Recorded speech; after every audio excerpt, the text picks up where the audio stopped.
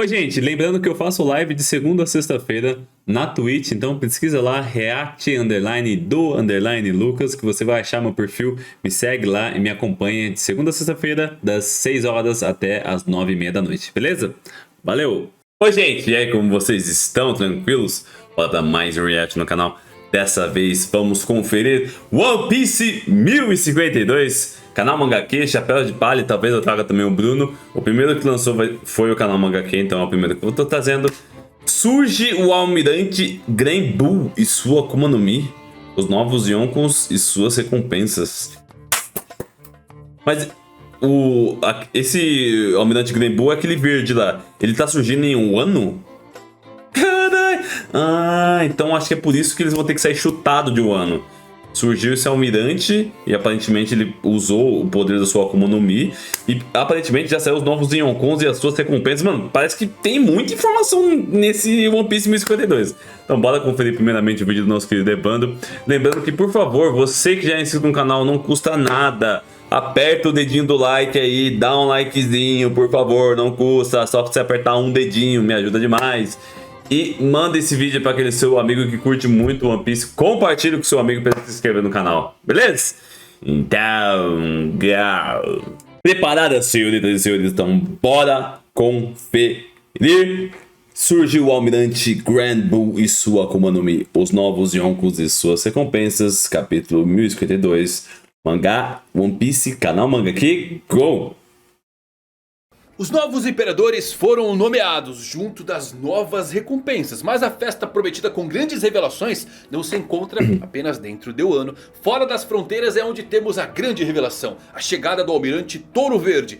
Qual é a Akuma no Mi desse almirante? Quais recompensas de Law e Kid e mais? Eles serão os novos imperadores ou teremos uma surpresa inesperada? Onde diabos está Nico Robin? Ou isso, uma planta? Quero as respostas de todos esses mistérios. Porra, essa? Desliga eu falar nisso agora. Ele tem tipo uma plantinha em cima atrás da cabeça dele, na roupinha dele. Que porra é aquela?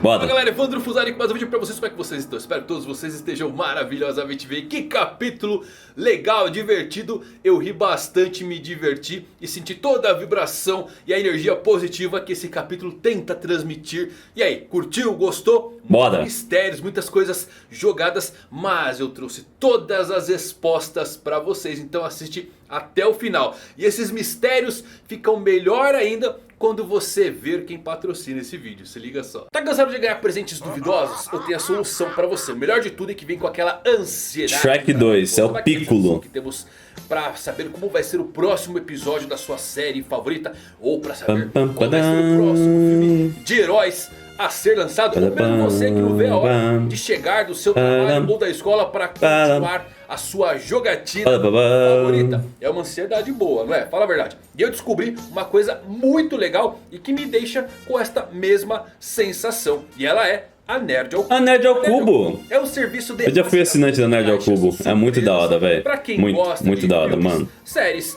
games, animes, É muito foda. Todo mês eles enviam um cubo surpresa que contém até 5 produtos, todos oficiais e exclusivos. Eu acho muito da hora. Produtos como camisetas, colecionáveis, itens decorativos em geral, acessórios e ainda tem benefícios tipo isso aqui, ó. assinantes como acesso um copo do às edições limitadas. Todo mês, novidade. E para você ver como é muito legal, eu vou mostrar para vocês a que eu recebi esse mês. Se liga só. Revista Spoiler, edição 85, contando tudo sobre o Doutor Estranho no Multiverso da Loucura. Da hora. HQ Raiden Society, muito legal. Olha que muito louco. Do Albuquerque e do Rafael Escavone, super indico pra vocês. Um super copo do Homúnculos Orgulho. Da hora. Homúnculos primogênito de Fullmetal Alchemist. Um Cubos do Akuma, muito legal. E claro que não pode faltar uma muito louco. Camiseta. Galera, o preço é a partir de R$ 89,99 mais o frete no plano anual, que é o que eu assino. Se você fizer as contas, tem pelo menos aí R$150 em produtos todos oficiais. Muito foda, mano, muito foda. E a experiência, eu garanto, é sensacional. Receber uma surpresa dessas diferente todo mês. Ah, não. Aí tem outros tipos de assinatura também, como a de camisetas ao cubo, onde você pode receber apenas uma camiseta irada também todos os meses. Curtiu essa novidade? Top. Vai lá no site da Nerd ao Cubo e veja as opções de assinatura e de planos. Pode confiar, a Nerd ao Cubo. Nerd ao Cubo é top mesmo. 6 anos e possui milhares de assinantes no Brasil inteiro. Eu inclusive sou um deles. Se quiser testar o serviço, use o meu cupom MangaQ que vai te dar R$25 na primeira compra. E o link está aqui na descrição. Também, se você é novo no canal, aproveita para inscrever. Escritor que já é da pior geração. Dispara o like agora. Eu sou inscrito, doidão. 1052. Oxi, que o Caesar Clown tá aí? Oxi. Vamos começar com a nossa história de capa, onde os Germas encontraram Caesar. Temos a resposta finalmente do que aconteceu com o cientista maluco. Então ele não tinha conseguido fugir de Holy Cake e agora deve acabar em uma aliança inesperada dos cientistas do mal junto do Judge. Quem sabe Queen também não se junte, mas eu acho que isso é uma configuração para algo maior, como quem sabe o retorno dos Mads. Então por enquanto sem Caesar ajudando a curar as Smiles de Wano. Já o capítulo começa na Terra Santa de Mary Joyce. Os Goroseis comentam que Nika finalmente reapareceu no mundo. Eles também lamentam que 2 Yonkous tenham caído ao mesmo tempo. É algo que eles não serão capazes de esconder do mundo. E eles têm certeza de que a notícia logo vai se espalhar por toda parte. E até se perguntam o que deve fazer agora. Os anciões contatam os navios nas águas perto do país de Wano e perguntam se é verdade que Zunisha também desapareceu nas névoas. O que é confirmado pelo agente da CP0. As fronteiras ainda estão fechadas e a ilha ainda é uma fortaleza impenetrável. Um outro membro do Gorosei acaba comentando que o grupo do país de Wano deve ter mudado de ideia dada toda a situação. E que a pessoa que tomou a decisão de manter as fronteiras fechadas é alguém astuto. Com as fronteiras ainda fechadas, o governo não pode enviar um exército para tomar o país. Os Goroseis questionam o agente da CP0 que fugiu de Wano se pelo menos Nico Robin será levada a eles. E o agente diz um sim nervoso, meio que gaguejando só para sair do problema. Por fim, há uma interferência no Dendemushi. Alguém diz aos agentes da CP0 para ficarem onde estão, já que ele está a caminho. Vamos lá galera, primeiro de tudo, o Gorosei diz que Nika acordou, mas não menciona nada sobre Joy Boy. O que reforça a coisa do garoto alegre ser realmente um título ligado a quem desperta essa fruta. Agora Zunisha se retirar de Wano é interessante. Momo não vai abrir as fronteiras agora, muito possivelmente por saber dos navios e também porque quer festejar a libertação do seu país. O fato do Gorosei dizer que por conta disso o lugar ainda é uma fortaleza me faz realmente pensar que a abertura das fronteiras de Wano é realmente colocar a ilha no nível do mar. Sim. Um pouco triste por Zunisha ainda não completar a sua penitência e nem os Minks terem achado a sua casa prometida. Mas no fim, Zunisha desaparecendo no nevoeiro faz com que os monstros de Thriller Bark realmente soem como um outro elefante que forma um par de Zunisha. Se ainda não viu esse vídeo, deixo aqui no card para você dar um pulo bem legal. Agora a questão do Gorosei perguntar sobre Robin é um pouco aterrador. Ela não aparece nesse capítulo inteiro, nem mesmo nas comemorações. Eu espero que ela esteja aí pelo país lendo os poliglifos, mas uma bandeira negra paira sobre a cabeça de Nico Robin. E então mudamos o foco. É que ela foi capturada? Comemorando por terem encerrado os 20 anos de terror. Dentro de Onigashima vemos Hawkins e Drake que conversam, ambos muito feridos. Hawkins inclusive parece ter perdido seu braço. Ele pergunta a Drake se ele é da marinha e o Drake foge do assunto perguntando sobre as cartas de Hawkins, que sempre pareciam apontar para ele estar seguro se ficasse ao lado de Kaido. Hawkins diz que quando viu Kaido pela primeira vez, ele viu a morte e por isso acabou sendo seu subordinado. No entanto, Kid e o seu bando estavam preparados para morrer lutando. Hawkins diz que mesmo que tivesse previsto a vitória de Kaido, não voltaria como seu subordinado. O Drake se lembra do momento em que disse ao Hawkins que se ele quisesse mudar de lado, aquele era o momento. E como Hawkins lhe disse que havia alguém com 1% de chance de sobrevivência até o final do dia. O Drake pergunta a ele quem era a pessoa de quem ele estava falando e o Hawkins diz que era ele mesmo e depois cai inconsciente. Que cena irada, galera! No início do arco, eu dizia que o Hawkins mudaria de lado quando suas cartas apontassem chances de vitória da aliança. Mas ele, ao tirar a sua previsão sobre o que aconteceria se traísse Kaido, achou 1% de chance de sobreviver. 1%, Ele era né? o homem de 1%, o que é interessante porque o anime colocou como sendo o Drake, como se desse um spoiler. Mas parece que eles erraram nisso. Adorei o plot twist aqui. Hawkins, ele não devia nada a eles. O Wano não era sua terra natal, ele nem tinha amigos que estavam lá. Kaido não se importava com o que acontecesse com ele, não havia razões e ele tomou essa decisão sabendo que tinha grandes chances de morrer só para no fim não se curvar. Tudo começou com Kid e seus piratas, evoluiu com Luffy e Zoro e depois com Law. Todos eles ignorando probabilidades e o Hawkins abraçou o mesmo no fim. Eis então que temos um salto no tempo. Já se passaram 7 dias desde a batalha e vemos uma semana por todo o país de Wano. As pessoas dizem para não remover as decorações do Festival de Fogo porque o Shogun disse que haveria uma outra festa logo. Uau, e um salto de 7 dias, galera. Kaido e Big Mom parecem chutados para debaixo do tapete. Soa muito repentino. Para alguém construído por tanto tempo e com estranho, né? Tão perigoso e poderoso, somado à grande pergunta de o que aconteceu com os piratas da Big Mom. Nossa. Todo esse vácuo no tempo. Eu creio que o Oda deve revisitar esses 7 dias. É comum da sua escrita avançar a história para depois voltar conectando pontos. A maioria das nossas dúvidas vão ser respondidas com toda certeza. Uma hora ou outra, não tivemos uma agora aí de onde estava o Caesar.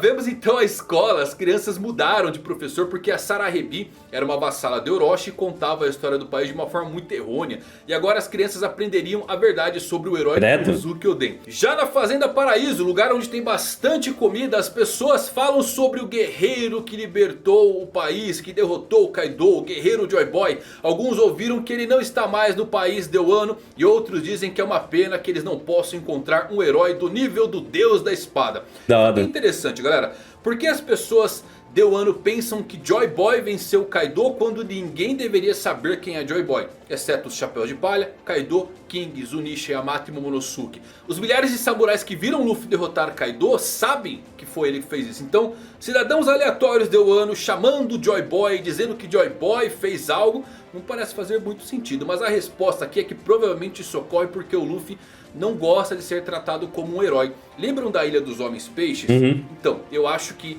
eles precisam criar um boato sobre quem derrubou Kaido. E com isso o nome de Joy Boy surge aí como libertador. E é o início das lendas do Joy Boy desta era. Já se passaram 7 dias, Momonosuke é o novo Shogun e ele deve ter contado às pessoas. Já na região nevada de Ringo, Kawamatsu e Kinemon conversam perto de um templo. E Kinemon quer construir um santuário lá para que os mortos possam olhar para a capital, como fizeram com Ryubo, Deus da Espada, que eu espero que o Zoro ainda vá visitar esse túmulo. Ele tinha esse desejo. Mas bem, nesse santuário eles vão poder homenagear Oden ao redor dele. Poderão fazer o mesmo com os daimyos que lutaram e deram a vida pelo país, como Yazui. E eles também poderão homenagear seus companheiros Ashura Doji e Izo, que morreram em batalha. Ah, eles morreram mesmo. Do nada. Eu lembro que quando as bainhas estavam caindo, eles morreram mesmo. Eu disse em um dos reviews, Oda matando personagem. Oda não matar personagens como Orochi e Kanjuro, que continuavam voltando, é que chegaríamos ao fim do arco para descobrir algumas mortes e isto teria um peso muito menor e menos chocante. E é exatamente como eu me sinto aqui. Fico triste com a morte de Izo e Ashura, mas teria um peso maior se Oda destacasse isso após os seus confrontos. Mesmo assim, é justo perdas na aliança. Para quem não se lembra como Ashura Doji morreu, depois de recuperar a consciência lá na sala do tesouro após a batalha no telhado, Kanjuro, transformado em Oden, esfaqueou ele, depois acendeu alguns explosivos. Ashura o atacou pela janela para salvar os outros e enfrentou a explosão de frente. Já Izo defendeu o Sop de um grande grupo de piratas das feras e depois lutou contra 2 agentes da CP Zero e acabou ferido mortalmente. Marco perdeu mais um amigo. Isso me deixa muito triste porque ele literalmente perdeu todos. Nossa, que triste, velho. Que Ashura Doji esteja morto, especialmente considerando a surra que o Kinemon levou e a força que o Ashura tinha. Lembram como Oden lutou uma noite inteira contra ele e seus bandidos? É meio poético que aquele que perdeu a esperança foi aquele que deu a vida para salvar os seus irmãos, como um Tsunade. Eu tive a impressão de que, embora a Shura Doji ainda fosse fiel ao Oden, ele acabou voltando à sua vida anterior como um bandido sob o domínio de Orochi. Então a sua morte é uma história de redenção. Já com Izo, eu amo a nuance da sua despedida. Ringo é a sua região natal, tem toda aquela prática de enterrar as pessoas com uma espada que eles recebem durante o seu nascimento. Mas e esse herói? Ele conseguiu quebrar a tradição para ser lembrado por sua habilidade com pistolas que devem ornamentar o seu túmulo. Realmente incrível. Espero que o Usopp possa aprender algo com isso, porque o Izo deu a sua vida por ele e era um atirador fenomenal. Quem sabe o Usopp não herde as suas pistolas. Vemos Yamato sentado no telhado do castelo de Shogun. Yamato está com muita fome, embora se recuse a admitir. E é comum os samurais entrarem em resistência Ela não entrou no bando? por alguém, com uma penitência por um pedido. Yamato faz isso para que Luffy se recupere. E isso é demais, galera. Vibrações 100% de Yamato no bando por conta disso. Já o que se segue dentro do castelo é sem dúvidas algumas das sequências mais alegres e divertidas. Ah tá, eles estão lá ainda. Começa com Zoro e Luffy acordando, um querendo saque, o outro carne. Hiyori, ele acordou o Zoro. Pra dizer que Luffy, Taro e Zorojuru finalmente acordaram. E o melhor de tudo é a Hiyori dando uma voadora no Momonosuke, como fazia quando eram criança. O Zoro e o Luffy enchem suas barrigas, mas Momonosuke diz pra eles não comerem muito, porque ainda vai haver uma grande festa. E o Luffy e o Zoro olham pra ele de uma forma estranha, porque não sabem quem é que tá falando com eles. É muito bom. O Luffy fica surpreso, mas depois lembra que é verdade, que Momo havia se tornado adulto. Zoro diz a Momonosuke que ele tem um corpo impressionante, porque herdou de Oden. Então ele quer testar aí a sua força e derrotá-lo. Caralho. Que pede ajuda a Nami, mas leva um cascudão, pois como diz Sanji e Brook, zombeteiros, bem-vindo ao mundo dos adultos. Agora, Yamato diz a Momo que ele tem um corpo poderoso graças aos seus pais, que ele deveria agradecer a eles. E também diz que está convencido de que Momonosuke vai se tornar o melhor samurai do país de Wano. Legal a bandejinha na cabeça do Momo, porque ele realmente vira o Oden inteiro com isso. Nami então convida Yamato para Mas que foda essa imagem. antes da festa final, agora que a sua oração acabou, porque além da fome, banhos também entraram na sua restrição. Zoro disse que é verdade, mas eles não estão tão sujos agora quanto ele esperava. E Hiyori surge dizendo que é graças a ela que estava limpando eles enquanto eles dormiam. Ai, tadinha. Irado com isso. Zorão, mais vivo que nunca, se lembra das palavras do Sanji também para matar ele, caso ele não fosse mais o mesmo. Então o Zoro voltou à vida apenas para matar o Sanji. Temos então essa cena do musical. Yamato está com os homens porque afinal Yamato é Oden e Oden era um homem. Muito legal essa interação. Tanto Sanji e Brook se perguntam se estão sonhando. No banheiro feminino, o Kiko diz que no passado ela tomava banho com Oden e os homens, mas agora ela tem vergonha porque ela é mulher em seu coração. Muito divertida todas as cenas. Vamos lá, galera. Como eu disse, eu acho que vamos voltar a alguns desses 7 dias. A morte que Zoro presenciou vai ter alguma relevância na trama, vai ser usada apenas para ilustrar o Zoro se aproximando da morte literal. Eu espero que tenhamos respostas sobre isso. Agora o mais importante, como eu disse, Robin não está participando. Eu Nossa, sei que pior. ela está por aí lendo poliglifes, mas é a comemoração pessoal do bando. Não sei, galera, a chamada da Cipizira no início pode ser para nos confundir, mas se algo acontecer com Robin aqui, podem se preparar para o início da guerra que vai virar o mundo de cabeça para baixo. No Porto Tokage e Deodon, vemos que os reparos dos navios e do Frank Shogun foram concluídos. Beppo, Killer e outros piratas estão encantados com o robô. O Kid, sempre mal-humorado, diz para sua tripulação não se distrair muito e ficar de guarda até que eles zarpem. Afinal, a notícia do que aconteceu já deve estar na boca de todos e que agora eles vão tomar o lugar dos Yonkous como alvos do mundo inteiro. Certamente, as recompensas dos capitães e do resto do bando vão subir para números astronômicos. Eis que surge Apu com um jornal na mão. Ele vazou as informações e agora traz elas novamente, com todas as recompensas atualizadas e aqueles que foram nomeados os novos imperadores. E vamos lá. Pela cara do Kid, algo não está certo ali. Eu acho que nem ele e o Lau vão ser nomeados como imperadores. Primeiro, que eles não cumprem os requisitos. Para ser nomeado um imperador, eles deveriam ter territórios e uma tripulação equivalente em números como uma frota. E olha só, a segunda pessoa além do Luffy a ter uma grande frota, quem é? O Bug. Seria insano.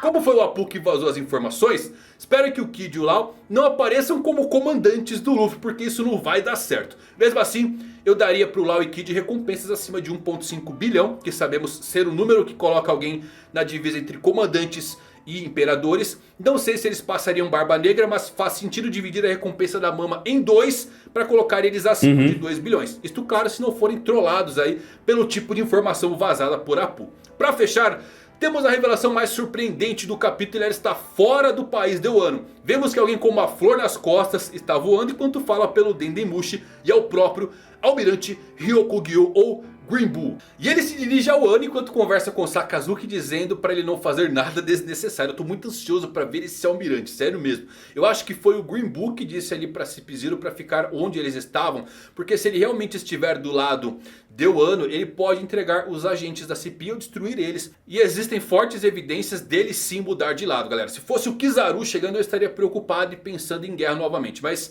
Green Bull e Fujitora são conectados ao Wano. Touro Verde, Tigre Roxo são em alguns contos de Momotaro nomes dos distritos de Onigashima. Provavelmente o almirante veio confirmar a derrota de Kaido e capturá-la assim como Big Mom. O que reforça mais isso é uma pergunta feita no SBS por um fã, o qual ele questiona se poderiam os dois novos almirantes Ryokugyu e Fujitora terem sido criados com o conceito de que apesar de serem fuzileiros navais, no fundo ambos almirantes são secretamente contra o governo mundial, nutrem maus sentimentos em relação a eles e Oda começa a suar frio para responder.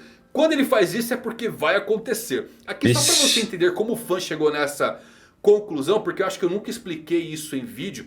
Ele usou a referência das alcunhas dos 3 primeiros almirantes que são aliados do governo mundial. Kizaru, macaco amarelo, Akainu, cão vermelho e Aokiji, fazão azul, para ligar isso além da japonesa de Momotaro. Lembrando que essa pergunta é de 2014, saiu no volume 76, então caralho, foi uma faz conexão tempo. tanta aí feita pelo fã. Como vocês sabem, Momotaro faz amizade com um macaco, um cachorro e um fazão na sua jornada para derrotar o maligno Oni em Onigashima. Só que este conto é na verdade baseado em Onmyodo, derivado do mais conhecido Feng Shui, uma cosmologia esotérica tradicional japonesa, no qual o touro e o tigre, também conhecidos como Ushitora, são os dois zodíacos posicionados na direção oposta do diagrama Onmyodo e considerados maus e azarados. Em Momotaro, o tigre e o touro são representados pelo mal Oni e por isso em alguns contos eles aparecem nos distritos de Onigashima. Então existe uma inversão de papéis aqui. O tigre e o touro estão opostos aos 3 animais que lutam ao lado do governo mundial. Eles são Onis para o governo. E para o governo quem são os maiores demônios? Os piratas e até o D, se preferir. Legal isso, né? Pela flor nas costas do touro verde, ele vai ser realmente um usuário da fruta da planta de algum modelo único. Pode ser uma Zoan mítica, uma Paramécia, até uma Logia. Essa também é a razão pela qual ele não come há 3 anos. Fotossíntese, ele deve ser alguém como o Kurama de Yu Yu Hakusho. E podem anotar que o almirante touro verde é aquele que vai tornar as terras estéreis de Wano em locais verdejantes novamente. Será? A autora fez ali limpando as ruínas de Dressrosa. Esse foi provavelmente meu capítulo favorito do ano. Alegre, engraçado, teve grandes recompensas, com algumas mortes merecidas pela grande guerra que aconteceu. Ótimas configurações, hype com os novos imperadores, além de um almirante chegando. Mas claro que ainda restam dúvidas, mistérios, Robin, até Caribou e claro, o desfecho do que aconteceu com todos os inimigos. E é isso, meus amigos, que capítulo. Uma semana dormindo, velho, os dois. Um aliado inicialmente, pode ele restabelecer toda o ano como lugar verdejante que era aliado? Deoden, eu acho que vai sim. E as recompensas, quais suas apostas? Como você acha que vai ficar a recompensa aí do bando do Luffy, do Kid, do Lau? Eles vão ser os novos imperadores. Tem o Weevil ainda na jogada que nem sabemos o que ele está. Por que o Oda colocou o Weevil na série? Nem sabemos, né? Mas é isso. Espero que vocês tenham gostado desse Gostei vídeo. sim. Gostou? Bora conferir outros vídeos. Ou do Chapéus ou do Bruno, beleza? Bora conferir agora com o nosso querido Bruno Bandeira preparou os poderes de Ryokugyu, Almirante Touro Verde, novas recompensas e os novos Yonko Go. O penúltimo capítulo do arco de Wano, a grande celebração da vitória da aliança. Essa imagem ficou muito foda. Que até agora Eles comemorando. Pele na piscina muito boa, Magma, mano. a tão aguardada chegada dos jornais anunciando não só as novas recompensas, mas a ascensão dos novos imperadores. Só que nem tudo são flores, porque temos a aparição do último almirante que faltava, Ryokugyu, sobrevoando o mar de Wano, o país de Wano, voando com uma flor nas suas costas. O que então, no fundo, tudo realmente são flores, afinal, ele tá com uma flor nas suas costas. E pra quem sempre pergunta onde é que eu comprei esse bonezinho maneiríssimo, Do Chopper. eu recebi ele, ó, da Magic Box, que dessa vez mandou um conjunto inteiro do Ace Punhos de Fogo, com camiseta, boné, moletom, caneca, copo pra café, Da hora. pôster Ace. de recompensa Ah, tem um bonezinho. bottom, chaveiro e ainda por cima o volume 1 da nova edição do mangá de One Piece. Ah, que Ainda da hora. bem que eu não tinha comprado, acertaram em cheio. Vocês vão estar vendo o momento em que eu abri a caixa. E galera, não é coincidência, o negócio veio cheiroso. Eu falei pra vocês da primeira vez que o negócio veio cheiroso e veio cheiroso de novo. E além do Ace e do Chopper, você pode escolher de outros da hora, mano. personagens Muito de One louco. Piece, como o Zoro e o Luffy, já sabendo o que Top. você vai receber no kit e tendo a opção de kits mais econômicos e os completaços como esse do Ace, além de outros Da hora. animes também, como Naruto e Kimetsu no Yaiba. Então, ó, terminando esse vídeo, confere o link na descrição pra garantir a sua Magic Box. Obrigado mais uma vez pela parceria. Galera, Bora. o capítulo começa em Marijoa, o que sempre é uma ótima forma de você começar um capítulo, porque a gente sempre pode esperar grandes revelações quando a gente vê os Gorosei conversando, mas nesse caso foi algo mais tranquilo. Foi mais dos Os Gorosei falando Yonkos sobre caíram. a queda dos dois imperadores e cogitando quem serão os nomeados a novos imperadores. Eles falam que esse evento não pode ser encoberto, é um evento tão grandioso que não vai ter como o governo conseguir Zedup. do resto do mundo. E a grande pergunta, quem será que vai herdar o título de imperador do mar? E obviamente um desses vai ser herdado pelo Luffy, porque apesar do acho. Luffy querer ou não o título de imperador e ele almejar na verdade o título de rei dos piratas, até pode ser que o Luffy ele fique, não, mas imperador, eu quero o seu título, eu quero o título de rei dos piratas, e fale algo do tipo. Isso já vem acontecendo inevitavelmente e naturalmente. Mesmo que ele não sua queira, entrada né? No Novo Mundo, o que ele tem feito é conquistar aliados ao redor dos países onde ele visita. Ele conseguiu a aliança da Ilha dos Tritões, ele conseguiu a aliança do Reino de Dressrosa, ele conseguiu a aliança de Zou, ele foi conseguindo e da hora. conquistou até mesmo uma frota, a chamada Frota dos Chapéus de Palha. E é isso que compõe o Imperador, é você construir, é conseguir construir o seu império. E é isso que o Luffy tá fazendo, então, inevitavelmente, o caminho dele, antes dele conseguir o título de Rei dos Piratas, é conseguir o título de Imperador do Mar, isso independente da vontade dele. E óbvio, a primeira opção para o segundo título de Imperador seria ou pro Law ou pro Kid. Pra quem Essa será que vai? É a principal dúvida, pra quem que vai esse título de Imperador. Só que imagina se a gente tem um plot twist. Imagina se esse título ele não vai pra nenhum desses dois personagens, mas sim pro filho mais poderoso da Big Mom, que seria um ótimo candidato a herdar esse título de imperador. Imagina se o Mas por quê? não é considerado o novo imperador, já que a sua mãe foi derrotada. Quando, por exemplo, o Barba Branca ele foi morto, né? Ficou aquela dúvida, quem será que vai herdar o título de imperador do Barba Branca? E meio que o Marco ele tava nessa disputa. Os Gorosei até cogitam a possibilidade não só dos imperadores conseguirem parar o avanço do Teach, mas eles falam que talvez o Marco e companhia pudessem fazer alguma coisa. Então eles ainda cogitavam essa possibilidade do Marco, que era ali, apesar de não ser filho biológico, era um filho do Barba Branca. Será que ele se tornaria um imperador? Acabou que se tornou o Barba Negra. Só que imagina se isso acontece com o Katakuri. Acho difícil. Esse plot twist. Seria uma possibilidade também. Outra informação que a gente tem é que Zou foi embora do país de Wano e sem ter feito tanta coisa assim. Eu esperava que pelo menos ela tivesse arrebentado ali, né? Os navios do governo mundial. Nem isso fez, né? Mas parece que nem isso o elefante fez. É. Nos meus delírios que ela tivesse pego a espada gigante de Onigashima com a sua tromba, afinal seria insano se ela tivesse feito isso, mas infelizmente a participação de Zunisha foi mais referente aos tambores da libertação para anunciar a volta de Joy Boy, consolidar essa volta de Joy Boy e reafirmar pra gente, né, a certeza de que Luffy realmente é essa figura Joy Boy. lendária. Mas seguindo, a gente vê, nossa, a melhor parte desse capítulo talvez, que foi a conversa do Drake e do Hawkins. Uau!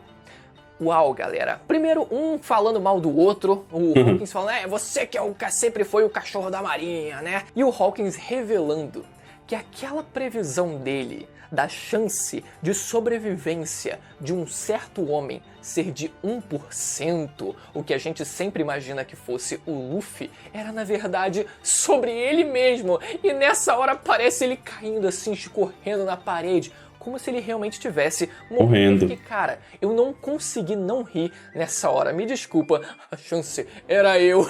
E ele morre. Cara, que final bunda. Que final bunda pra ele. Não, merda, né? Não, digno do personagem, mas que final bunda. Mas pra ficar perfeito, só faltou tanto o Hawkins quanto o Drake, eles deitados no chão assim, um do lado do outro, se dando a mão. E a câmera de cima, assim, mostrando eles dois se dando a mão e morrendo em dupla. Como dois pobres coitados desse tipo. Nossa, eu acho que eu vou sonhar com isso essa noite. E falando em morte, tivemos a confirmação do Ashura Dojin e o Izo realmente tendo sido mortos nesse arco, que é uma surpresa pra gente, porque a gente sempre espera que os personagens que levaram, independente do dano, voltem, não vão morrer, no fim das contas, vivos e recuperados. A gente vê ali o Kinemon, uma cena até bem bonita do Kinemon conversando com, se eu não me engano, o Kawamatsu, que estava na cena, o Marco também presente ali, né? Afinal, o Izo, ele também tinha morrido, fazia sentido o Marco estar presente, e eles conversando sobre as lápides, né? O que eles iriam construir ali para conseguir também deixar todos os corpos que se foram juntos com o corpo também do Oden. Uma cena bem bonita ali no meio da neve também.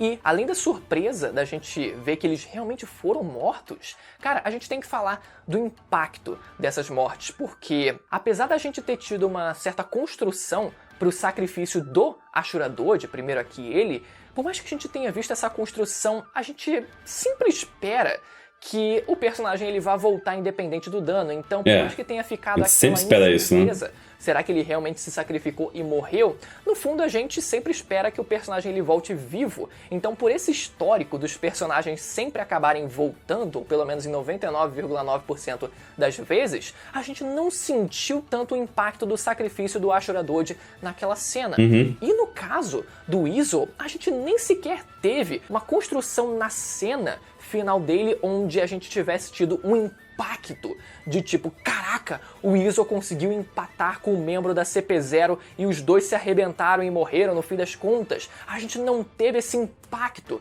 da cena da morte do personagem. Por mais que, por exemplo, a gente tivesse visto ele conversando com o Marco, né, se eu não me engano, quando ele aparece pela primeira vez no arco de Wano, dizendo: eu já perdi muitas chances de ter uma morte importante e gloriosa, o que daria um indício de que, nossa, então ele está preparado para morrer agora no país de Wano, então é melhor ficar atento quando alguma coisa acontecer com o personagem. Só que esse tipo de fala... todo mundo fala, se a gente pegar, por exemplo, o Jinbe como exemplo, o cara desde que apareceu em Impel Down, em Marineford, só não falou, se eu não me engano, na Ilha dos Tritões, mas em todo o santo arco ele fala que o meu agora chegou, o momento da minha morte. Então nem isso dava pra gente usar como uma certeza de caraca, é melhor a gente se preparar pra ver o fim do personagem. Então, por mais que a gente tenha tido a morte desses personagens, foi algo meio esquisito. E eu ouso dizer que talvez por parte do Oda ele nem quisesse matar esses personagens. Por ele, eu acho que ele traria todo mundo de volta à vida ali tranquilão, ninguém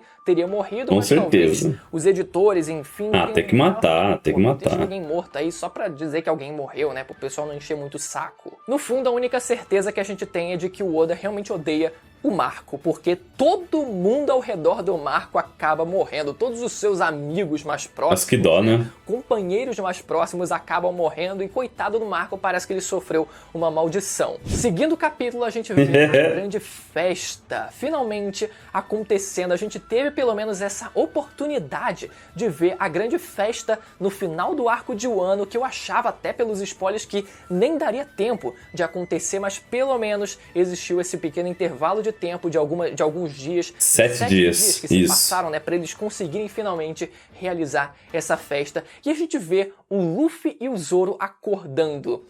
E a gente só pensa, cadê o plot do ceifador, do Zoro lá? Não teve nada. Tipo, na sua batalha contra a sua Zanpakuto, aquela batalha... Porra nenhuma. Ele ter que domar a espada e, quem sabe, acordando com a sua espada completamente enegrecida, né? A sua lâmina completamente enegrecida, que seria a Ema. Enfim, não aconteceu. A gente não faz a menor ideia se isso vai ser retomado em algum ponto futuro. O Zoro, pelo menos mencionando, quando ele finalmente enegrecer a sua espada, ele vai dizer, eu tive uma luta contra o espírito da espada, o ceifador, enfim. Cara, ou então aquilo era nada mais do que o efeito colateral do remédio lá, pra ele conseguir ter se curado no meio do arco de Wano e derrotar o King, e a consequência disso era ele quase enfrentar a morte, quase ter morrido, e no fim ele acabar sobrevivendo de boa, e no fim terminando em pizza. O Momo adulto se apresenta para o Luffy e o Zoro e conversa sobre o banquete que vai envolver todo o país. E nessa hora foi muito engraçado, porque tanto o Luffy quanto o Zoro ficou tipo, quem é você, sabe? Quem é você? O que você tá fazendo aqui? Por mais que o Luffy já tivesse visto o Momo na sua forma de dragão. E o mais engraçado foi o Zoro logo depois. Então, caraca, você parece o Oden. Pô, tu não quer testar? Não, vamos aqui, acho que eu tô afim de testar você, já querendo enfrentar o Momo adulto. Muito legal essa cena. Outra cena engraçada foi o Momo fazendo drama pra Nami como se ainda fosse criança. Ai, meu Nami-san, estão querendo ir atrás de mim, me protege, né? Como se fosse funcionar agora, só que não funciona. E o Zoro relembrando da promessa que fez pro Sanji. Foi, peraí, eu fiz uma promessa a você. E a grande batalha, suposta grande batalha entre eles, nada mais do que uma pequeniníssima cena com uma silhuetazinha dos dois ali no fundinho de um frame cheio de detalhe, e eles dois se enfrentando e nada acontece. Uma grande... Não. Infelizmente não aconteceu a grande batalha do século. É o normal de sempre, eles brigando. Capítulo onde a gente vê dois quadros, um em cima do outro. Em um quadro a gente vê os homens tomando banho, e no quadro de baixo a gente vê as mulheres tomando banho. E no primeiro quadro a Yamato tá ali tomando banho junto dos homens, enquanto a Okiko, ela toma banho junto das mulheres. E aí, será que foi confirmado que a Yamato na verdade é um homem trans? Vamos aproveitar para relembrar mais uma vez essa discussão. Primeiro sobre a Okiko. Galera, no caso dessa personagem foi algo muito mais direto, foi algo muito mais simples. Quando ela apareceu, ela se apresenta para alguns membros do bando, se eu não me engano pro Luffy e pro Chopper, e eles se perguntam, peraí, mas você é homem, você é mulher? E ela diz que, não, eu sou homem, eu nasci como homem, mas o meu coração é de mulher. E até a forma que ela fala, né, o coração de mulher é um negócio curioso, porque a palavra coração em japonês, ela não só abrange o coração físico, mas abrange também a mente, tem um sentido mais abrangente e até um pouco espiritual, dá pra dizer, né? Então, quando ela diz que o seu coração é de mulher, é como se o espírito, realmente, tipo, a personalidade, todo o ser dela fosse realmente de mulher, a mente dela também fosse de mulher. Um exemplo prático disso na obra é quando o LOL ele troca o coração das pessoas e troca, na verdade, a personalidade delas, porque, mais uma vez, o coração, a palavra coração, ela representa um pouco mais do que só o órgão físico. Então foi algo muito direto, muito simples, que não teve problema nenhum. O máximo que tinha era os otaku fazendo piada, kkkk, porque a Okiko vai segurar a espada, porque é a espada da Okiko, que sinceramente, tipo, é bem quinta série, mas fora essas piadinhas que faziam por aí, sinceramente não teve uma grande problemática em torno da personagem. Todo mundo aceita a personagem de boa, só que no caso da Yamato, a coisa ficou muito confusa, a forma como a mensagem foi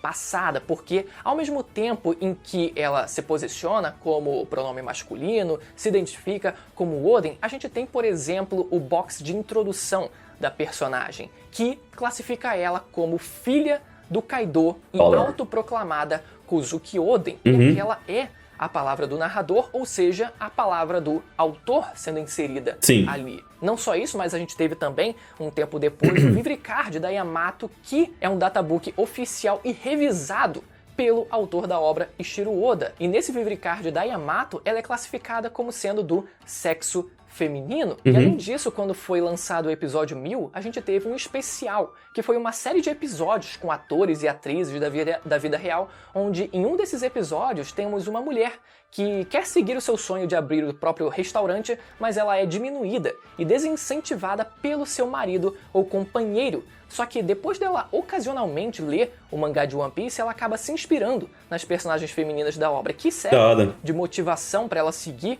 o seu sonho, né? Ela vendo personagens femininas fortes, ela acaba se inspirando nelas. E nisso a gente vê os exemplos da Hancock, a Vivi, a Nami e também da Yamato. Então ela é mulher. De personagens femininas. Nasceu mulher, né? Ou seja, toda a visão de fora do mangá, o olhar de fora do mangá, seja do autor, seja das outras mídias oficiais de One Piece, tratam ela como mulher. A não ser que a gente tentasse teorizar que o Oda ele sofreu uma certa influência, ali, uma certa pressão para não declarar ela exatamente como homem e por isso ficou como mulher. Enfim, mas aí a gente teria que entrar no campo da especulação. E tem uma fala da Yamato no mangá que sintetiza muito a visão dela sobre isso tudo, onde ela diz: Kozuki Oden era homem, então eu também sou, ou então eu também serei.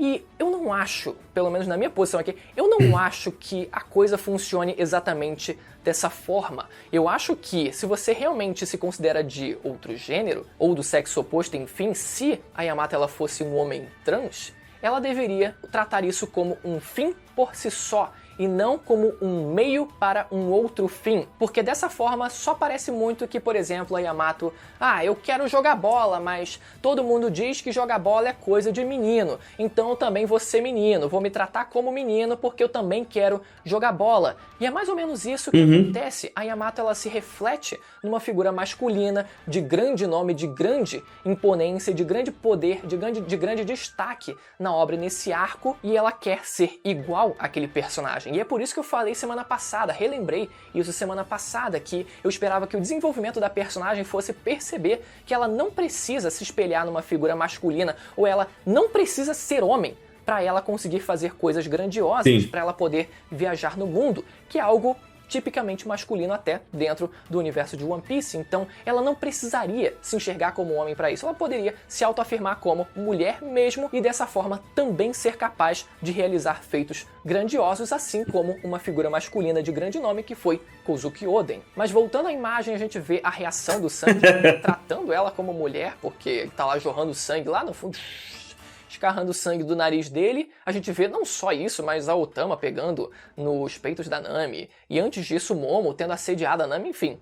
O Oda ele tenta fazer uma inclusão, mas tem um monte de coisa meio esquisita acontecendo no meio disso. De qualquer forma, oficialmente a personagem é classificada como mulher, mas eu super entendo quem prefira chamar ela com pronome masculino, afinal ela se denomina dessa forma, então tá super tranquilo. Inclusive, falando sobre agora que ela, pelo visto, realmente entrou no bando, inclusive sem muita autorização do Luffy, a gente não sabe se o Luffy ele foi comunicado dessa entrada dela no bando, mas parece que foi uma entrada tipo a da Robin. Da Robin, né? Basta, quando ela simplesmente surge no navio, diz que vai se juntar ao bando do Luffy, todo mundo acata a decisão dela. E sobre a função que ela pode assumir a partir de agora, eu acho que todo mundo já sabe qual é, seria a de escrivã, assim como foi o Oden para o navio do Roger, que escrevia as viagens, relatava os acontecimentos do bando que viajava ao redor do mundo. No caso da Yamato, isso vai se repetir, ela provavelmente vai ser a escrivã do bando, que apesar de não ter relatado toda a história do bando desde o seu início, pelo menos vai relatar a parte mais importante, que vai ser a chegada finalmente do bando até Laugh Tale, até que o Luffy se torne o rei dos piratas e encontre One Piece. Seguindo, galera, a gente vê tanto o Frank quanto o Usopp reparando os navios. Eles não estavam lá na banheira e eles estavam reparando os navios, e nessa hora chega o Apu. Na verdade, ele estava meio que ali por perto, né? O Apu ele chega com os jornais anunciando os novos imperadores do mar e as recompensas atualizadas. Galera do céu, meu Deus do céu. Eu fiz um vídeo aqui falando sobre a possibilidade da recompensa do Luffy, o quanto ela pode aumentar, para qual recompensa ele pode conseguir subir, teorizei, enfim, falei um pouco sobre isso. A gente falou aqui no começo desse vídeo sobre a possibilidade de quem vão ser os novos imperadores Quem do será? mundo. O Kid ali olhando meio aflito, né? Tipo, ele já naquela expectativa, será que vai ser eu? Tomara que seja eu, ou será que vai ser o Trafalgar Law, né? Se eu fosse o governo, eu ia dar logo pro Trafalgar Law, porque convenhamos, né? Ele teve uma importância maior ali na derrota da Big Mom. Não quero voltar nesse assunto, mas enfim. Mas ainda existe a possibilidade desse plot twist do Katakuri ser considerado o novo imperador e acho assumir difícil. essa liderança até que, sei lá, o Barba Negra acabe destronando ali o que restou do bando da Big Mom e consiga pegar o Road Poneglyph deles. Inclusive, antes que eu me esqueça, e aí? Tipo, falta um capítulo para o ano acabar e a gente não viu o bando indo atrás do Road Poneglyph do Kaido. A gente sabe pior, né? que o Law ele foi atrás... Será que vai mostrar do Robin Poneglyph. fazendo Sei isso? lá, né? Vendo um Poneglyph, mas aquele não era o Poneglyph vermelho, que é essencial para você conseguir encontrar Left Tail. E cadê? Cadê os caras procurando essa porra? So, o Oda vai dizer que não, o Law ele conseguiu ver os dois. A gente só não tinha visto na hora. Estamos esperando até agora. E no final do capítulo, quando eu vi isso no spoiler, gente, o almirante Ryokugyu sobrevoando os céus de Wano com uma florzinha nas suas costas. De boaça lá sobrevoando o país de Wano. Galera, vamos falar muito agora sobre isso, olha só. E nos meus sonhos molhados de 4 anos atrás, antes sequer da gente ter visto a primeira silhueta do almirante aparecer em Marijoa, eu esperava que fosse uma mulher, assim como a gente tem a Big Mom do lado da pirataria sendo Não, uma acho- mulher, sendo acho que é homem, né?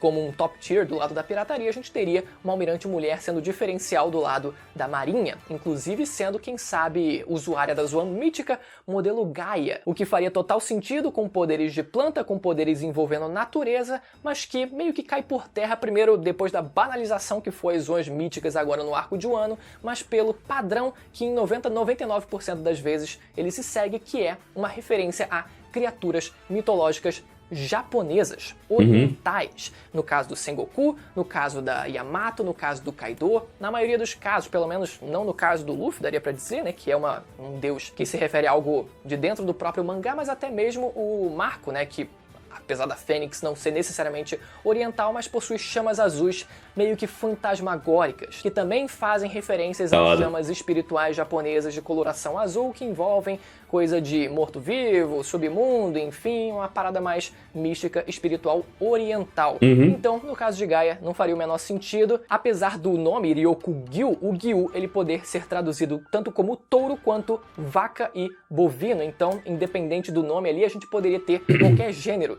do personagem, né? Muita gente traduz como touro porque assume-se que seria um homem, mas não seria a única tradução possível. Só que o que realmente quebra essa ideia é o fato de que todos os almirantes eles são baseados em atores japoneses que interpretaram certos papéis específicos que lembram ainda mais a caracterização de cada um desses almirantes. No caso do Aokiji, que é baseado no ator Yusaku igualzinho, né? interpreta um personagem chamado Shunsaku Kudo.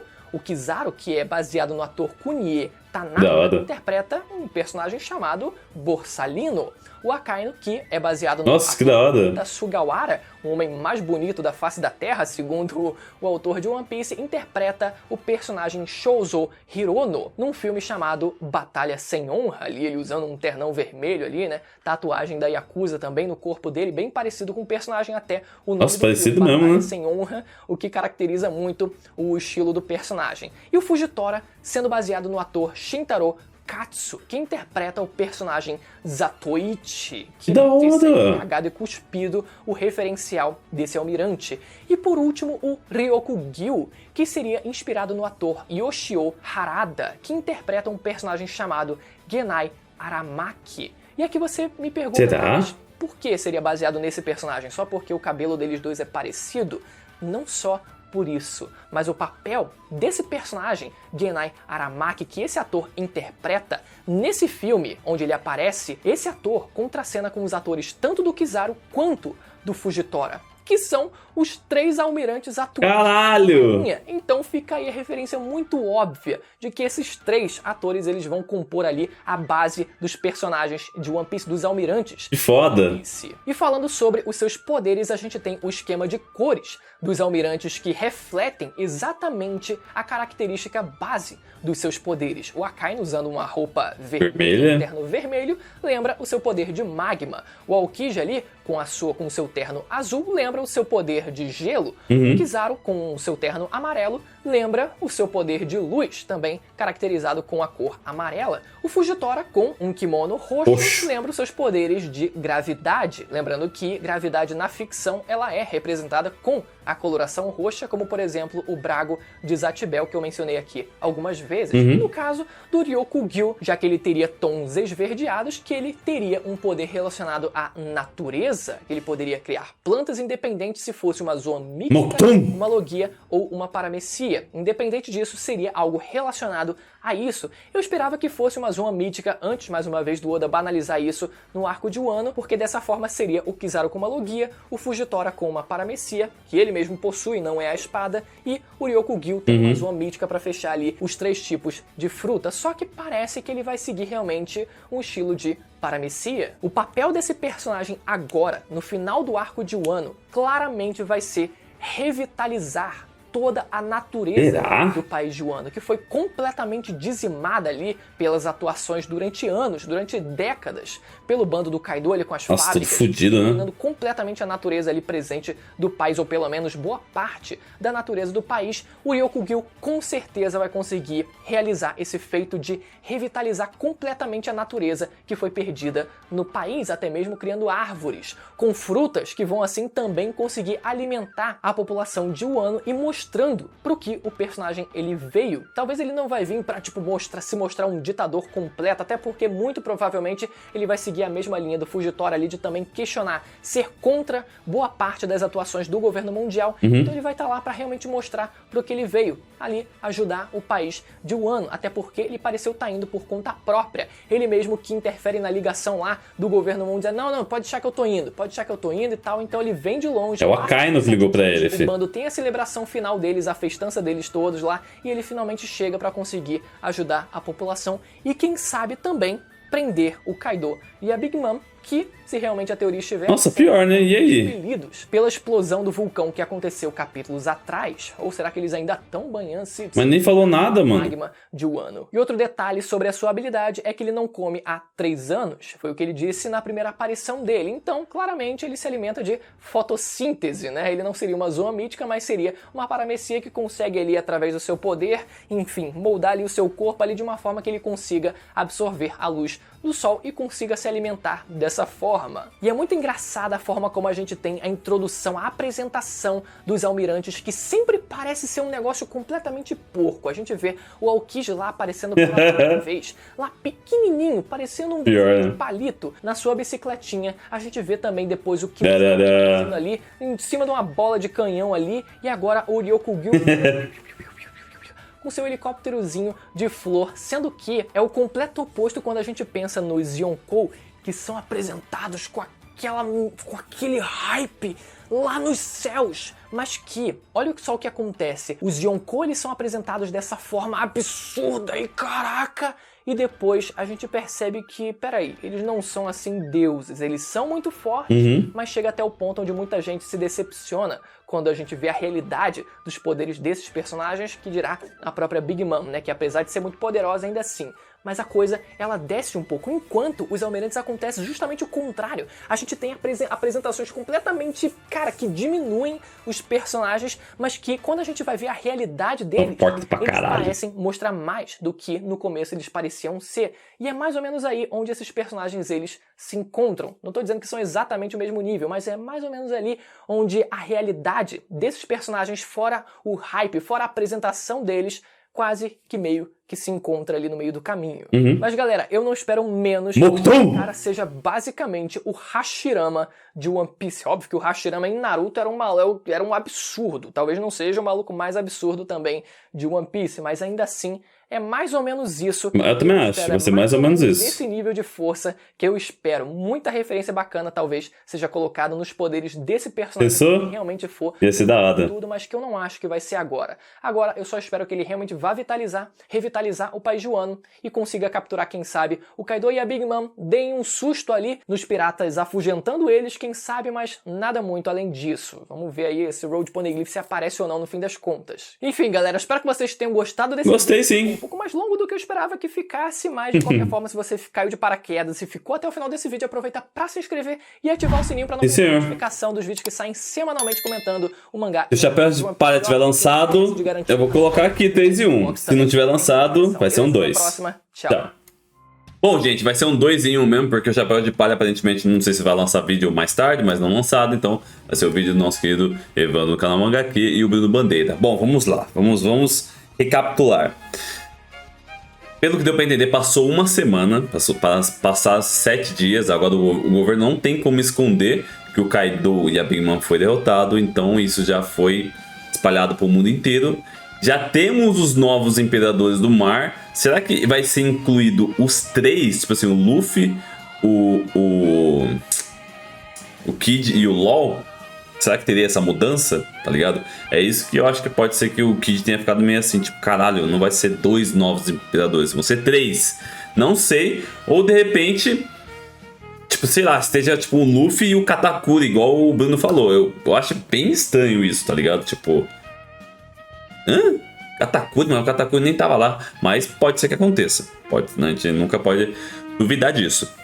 Aí a gente tem esse gap aí, né? Essa pulada de tempo de uma semana. E tipo, mano, não fala nada sobre o Kaido e a Big Mom. Tipo, eles foram expelidos pelo vulcão, mas tipo, mano, onde eles estão? Aonde, tipo, até certa parte da tripulação tá. Tipo, King, Queen. O que aconteceu com toda a tripulação do Kaido? Onde eles estão? Não sei se isso vai ser explicado mais pra frente. Da Big Mom também, porque até onde eu sei tinha um pessoal da Big Mom ali em Wano. E tipo, não fez questão de explicar nada. Aí a gente tem o nosso querido Zoro e o nosso Luffy acordando. Pelo que deu pra entender, não aconteceu nada a eles em questão de tipo, algum efeito pós-batalha. O Zoro e o Luffy parecem estar de boa, tanto que o Zoro quer saque e o Luffy quer carne. Então nada fora do normal. Só que aí a gente tem aquela cena maravilhosa que a gente tem a nossa querida Yamato tomando banho junto com os homens. Aí, mano, tipo, falando por mim, eu não ligo porque, tipo, é da personagem se identificar como Oden, como homem. Então acho que é por isso que ela tá ali, porque, tipo, ela quer conviver no ambiente dos homens, eu acho. Pelo menos eu tenho essa concepção, tá ligado? Eu acho que é por isso que o Oda colocou ela ali com os homens. Obviamente o Sanji tarado do jeito que é vai ficar daquele jeito, o Brook também. Mas você vê que, tipo assim, o Luffy, ele tá... Foda-se, ele não liga, tá ligado? O Luffy, mano, ele nem... Os dois também tá suave, o Jinbe tá suave. Só que o Momo já fica... Yamato! Tipo, ela é uma mulher, só que ela tá ali junto com os homens. E aparentemente também tem uma personagem que é um homem, mas se identifica como mulher e tá lá com as mulheres. Mano, eu também, particularmente, eu nesse aspecto eu não ligo. Pode ser que o pessoal crie polêmicas aí, mas eu acho que seria desnecessário. E eu acho que é também, na minha opinião, uma confirmação de que sim, eu acho que o Luffy aceitou sim a Yamato como nova integrante dos Mugiwaras. Muito provavelmente a gente vai ter no próximo mangá, tipo, meio que todo mundo entrando assim no Sunny, e aí ela meio que entrando por último, ele meio que chamando por ela e tipo, venha, você faz parte dos Mugiwaras agora, algo do tipo. Eu acho que ficaria interessante pra gente ter essa finalização antes do hiato que vai ter em One Piece. E aí, pra finalizar, temos o tal do... Nossa, até esqueci o nome dele lá, o Todo Verde, que é o novo almirante. Ele chega lá com o seu helicóptero de planta. Mano, eu não sei se ele é um vilão ou se ele é, tipo, um aliado. Porque, tipo, mano, o que ele tá indo fazer em um ano? Querendo ou não, agora... Ele é minoria ali, tá ligado? Então será que realmente ele foi lá pra revigorar todo o país de Wano? Pra, tipo, meio que florescer o país de Wano? Mas o que ele iria ganhar fazendo isso? Por que ele estaria fazendo isso, tá ligado? Então, é algo que você fica tipo, mano, será? Então será que, tipo, no próximo mangá, que teoricamente vai ser o último, né? Antes do hiato, será que ele iria se apresentar ao Momonosuke, ao Luffy, a todos os integrantes ali como um aliado? Seria interessante a gente ver que um almirante é um aliado dos Mugiwara. Seria da hora, você tem que confessar que seria da hora. E muito provavelmente a gente tem a Robin que tá sumida, tipo, não apareceu no banho, não apareceu em lugar nenhum. Muito provavelmente ela deve estar lendo o Road Poneglyph. Então, provavelmente, conforme o nosso Bruno falou aí, nossa, mas e o Poneglyph e tal, ninguém tá lendo. Provavelmente ela vai ter um desenvolvimento disso no próximo mangá, eu acredito mostrando ela lendo e ela meio que voltando, porque acredito que no próximo eles já vão estar zarpando de um ano, porque já passou uma semana, por mais que o Momo queira dar uma festa para o ano inteiro, eu não sei se isso realmente vai acontecer com os Mugiwaras lá. Pode ser que aconteça, pode ser que não aconteça. Mas eu acho que a gente teria a Robin chegando com um bando de chapéu de palha, explicando o que ela viu lá nesse Road Poneglyph, e aí eles rumam a Elbaf, não sei, rumam a algum lugar. Da hora, curti muito esse episódio. Porra, sensacional. A gente mostrou o Zoro acordando aí. E aparentemente não teve nenhum efeito colateral daquela possível luta que ele ia ter com aquela morte lá. Não mostrou nada. Luffy também ficou praticamente um idoso lutando com o Kaido após o Gear 5. Mas agora também aparentemente não teve nenhum efeito contrário. Então, tem muitas perguntas que, tipo, e o Kaido e a Big Mom? Gear 5 não tem efeito colateral. O Zoro também aparentemente tá de boa. Muitas perguntas que eu tenho certeza que não vão ser todas respondidas no próximo mangá, mas a gente tem que esperar. Afinal, a gente vai ter o próximo e depois, um mês depois, que a gente vai ter mais uma vez a volta do mangá. Beleza? Então é isso. Lembrando que vai ter link do nosso querido Evandro e também do nosso querido Bruno. Se você puder deixar um like em cada um desses vídeos, deixar um like aqui também no meu vídeo, por favor, deixa o like. Ajuda muito. Beleza? Então é isso. Muito obrigado. Valeu, falou e até o próximo vídeo. Chega de defender, hoje eu vou te matar. Se sobreviver, você vai pagar. Então agora sinta a liberação. As formas de te aniquilar ultrapassa humilhar. Minha ofensiva é a destruição. Então sinta minha força.